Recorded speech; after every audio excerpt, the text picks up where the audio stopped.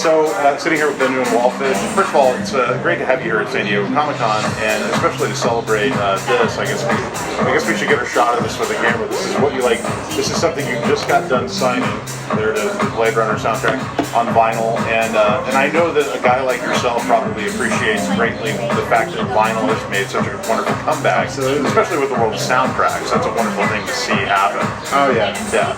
Now, one of the things I love about you, because I've watched several of your interviews, and you talk a lot about your influences and how most of them are very classical influences, not just in the sense of classical music, but even some of the composers like Nicholas Rosla and Steiner, and people that you don't often hear mentioned when it comes to who are your heroes.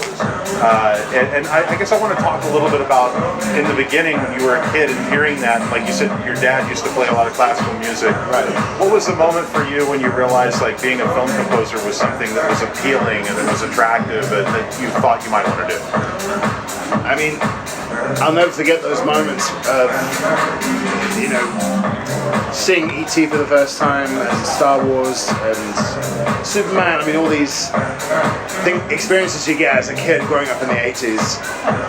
And growing up in a family of musicians where music is kind of the culture of the family, I found myself equally obsessed with cinema as a kid as well.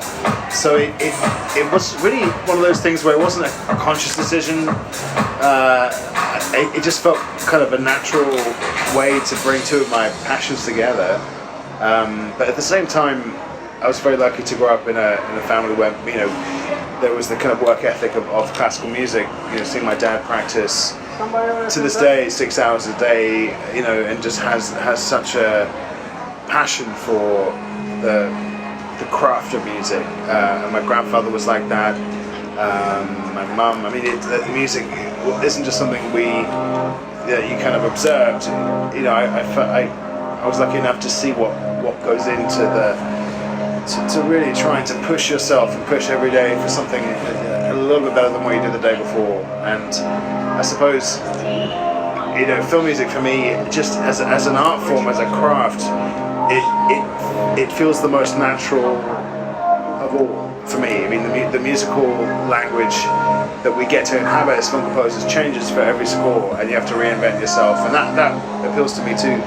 But there is also just the fact that you're always working with orchestras, almost always, and you get to tell narrative, have a narrative approach to music. I think that's always been something that's appealed to me. Yeah. I think I first became familiar with your work when I listened to Conquest 1453, which I know is something that you yourself were extremely pleased to be able to work on that project. Well, that was really back in the day. It was one of those movies, I guess. I mean, this is going back a while, where I hadn't really done any film music for a long time. I was focusing entirely on concert music at the time, and it was great. It was a good way to kind of get back into writing for movies. It was a crazy movie. I mean, it's a Turkish language kind of propaganda film, basically. It's a big heroic, but it's very much telling that story from the perspective of one side. It's not telling the Greek side of the plundering of Constantinople. Yeah. It's very much like the heroic Turks.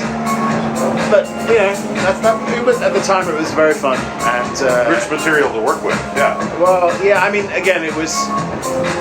I think if I'd done it now, I would have done it very differently. But that's one of the virtues of hindsight and everything. Yeah. You also talk in interviews about. I'm gonna have a beer. Oh, go for it. You also talk in interviews about how Dario kind of took you in and sort of helped cultivate and get your name better out there in a way. It really wasn't about that at all. It wasn't about that? Okay. I mean, working with Dario was one of those incredible moments of good fortune for me, just to learn. He's such an extraordinary artist, he's such a generous man, and musically has such good taste. He has impeccable instincts and a really instinctive way of elegantly telling a story. Like, he's all about the smallest detail, and the beauty of voice leading and counterpoint, and the detail of how I think I was kind of his right-hand man, I guess, for 6 years or so. Yeah. And this is back in, going back about 12, 15 years. And I'd already done my first film score as a composer, but it was like an apprenticeship, I guess. And not for a second was it about getting my name out there. It was more, for me, it was just simply here's an opportunity to learn from a master. Whilst I kind of figured out what I had to say as a composer, which I kind of did really through concert music at the time. And then there was a moment where I decided at 10:30, and I decided to move to Los Angeles and just point blank stop that work with Dario and just try and start from ground zero as a composer.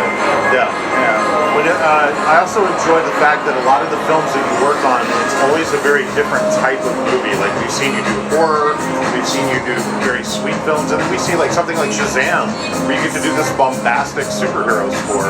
And I would imagine that as a composer, it's great to be able to switch gears like that and not always have to do the same kind of movie. It's one of the great perks of the job.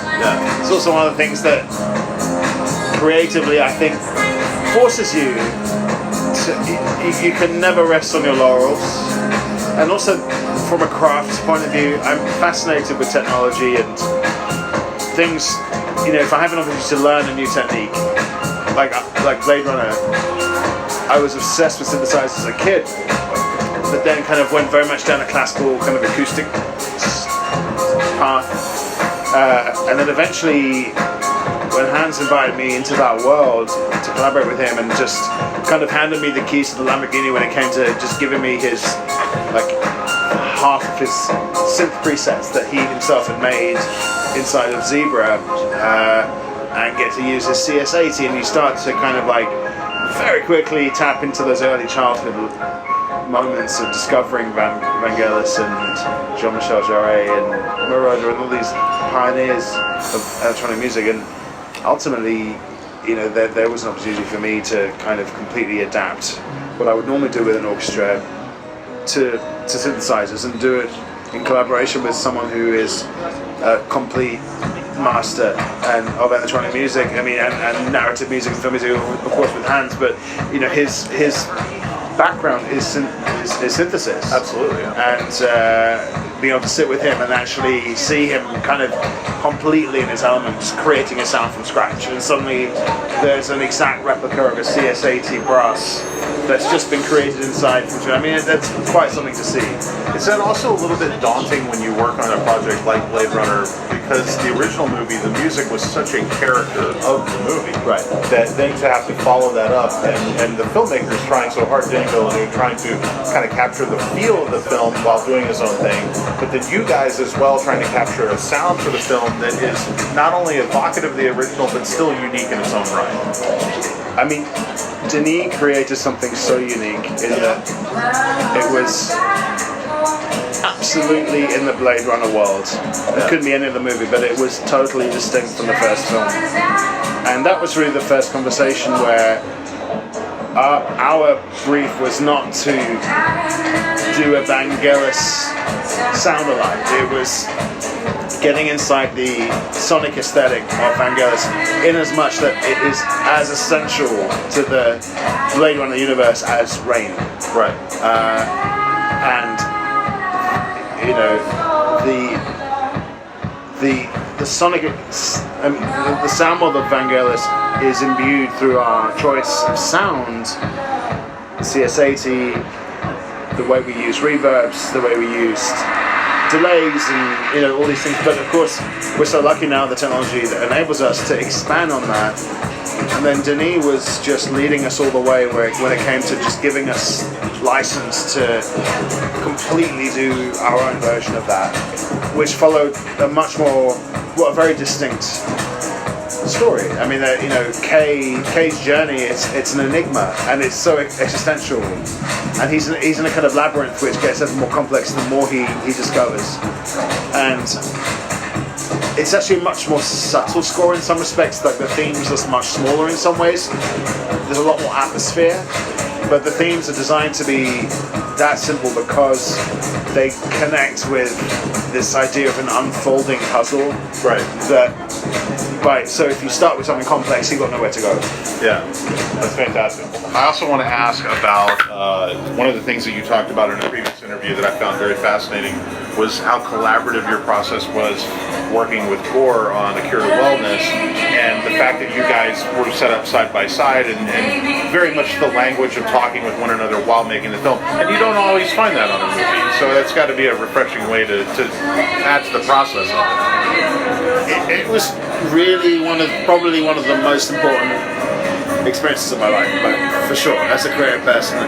Working with, a master filmmaker, not just in the normal way where, you're given a brief and you spot the movie and you do a lot of collaboration and it's incredibly inspiring, which is what I live for. But this was like, I got into a marriage with Gore and literally moved in with him for nearly a year.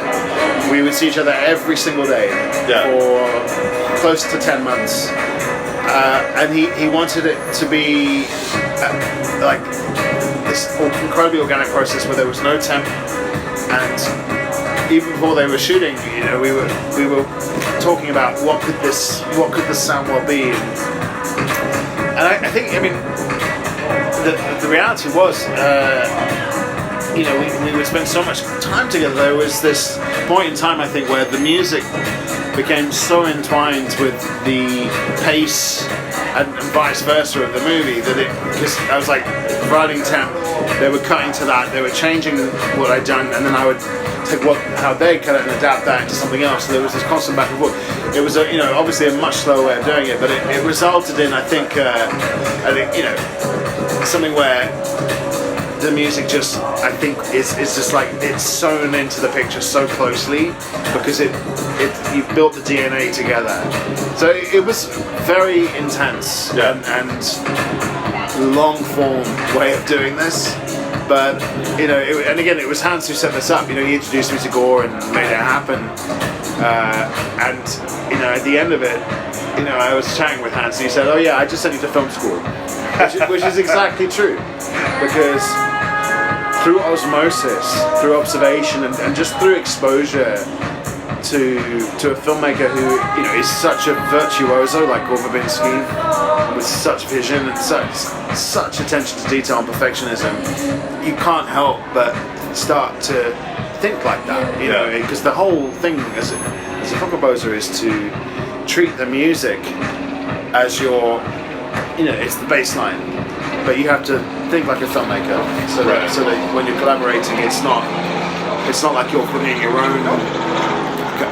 You bring your own voice and your own attitude all the time, but ultimately you're one of all these departments coming together to create something unified. Absolutely. Yeah. And then I kind of want to close it out by asking you about, we're getting ready to hear your work on It Chapter 2.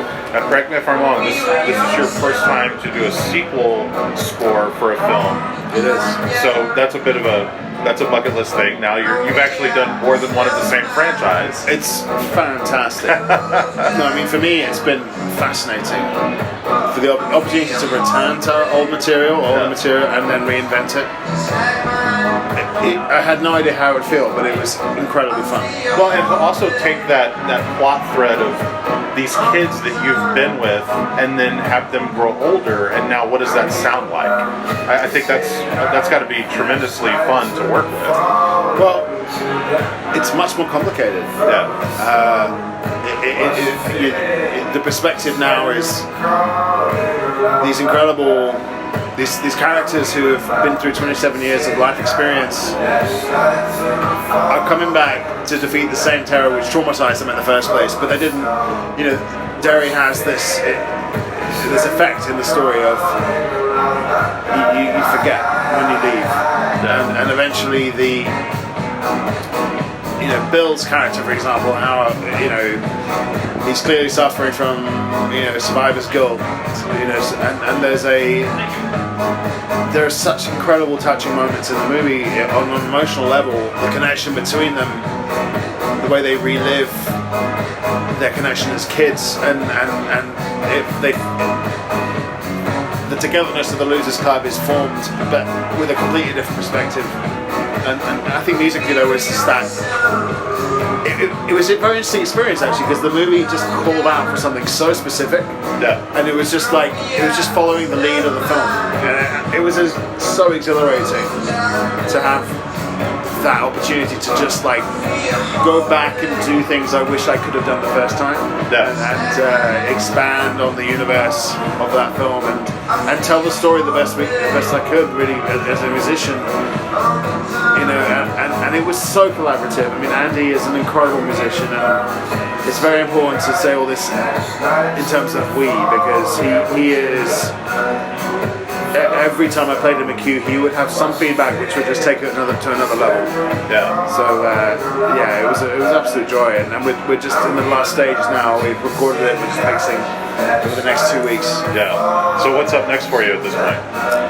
Or is there anything can you not talk about it? Let me think. Actually, it's true. All of the things coming up, I haven't yet been announced. Okay. But the first thing is I'm taking some time off. Okay, good. We're moving house and going to be taking a long vacation at home, I think. Okay. Well, I think you certainly earned it. Thank you. I did also want to mention just one last little thing. I just recently got to see Hans perform his live show, which I thought was incredible. If you were given the opportunity to do something like that with your music, would that be something you would enjoy the process of, or how do you feel about that? Absolutely yes, but I have to earn the right first. I don't think anytime soon. I think maybe in 20 years, where maybe if I've earned the right. I think it's something you have to do when the music gives a show like that momentum. I feel like as a composer, I'm so happy for the music itself to have a life of its own, but I come from a background of performing musicians, and my main living used to be conducting live concerts with orchestras, and I loved that, and I made a conscious decision to stop doing that for the time being, because you can't possibly do both. But yeah, I think one day, when there's a critical mass of material and it feels right, absolutely, I'd love to do that. I'll be first in line. Thank you, my friend. That was great. Great to meet you, my so friend. much. Yeah, that thanks. was wonderful.